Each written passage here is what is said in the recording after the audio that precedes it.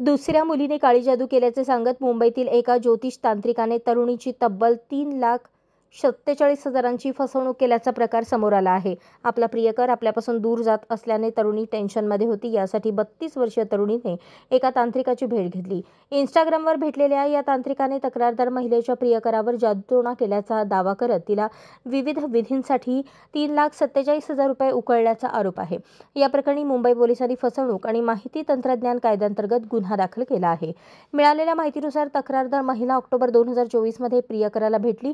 तिचा प्रियकर मूळचा उत्तर प्रदेशचा असून सध्याला तो ठाण्यात राहतो।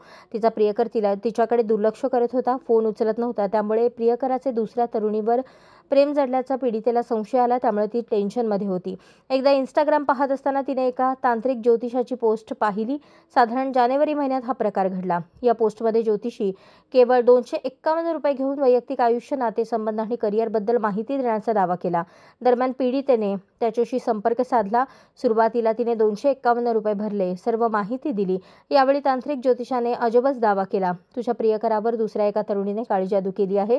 त्याचे तुझ्यावर प्रेम आहे, मात्र या जादूमुळे तो तुझ्यापासून दूर आहे। हे दूर करण्यासाठी तांत्रिक ज्योतिषाने महिलेकडून 53 व्यवहारांमधून 3,47,000ची फसवणूक केली।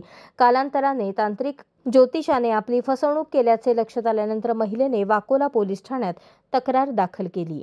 अशाच नवनवीन अपडेटसाठी जनता राज्य न्यूज चॅनलला सबस्क्राईब करा, लाईक करा आणि शेअर करायला विसरू नका।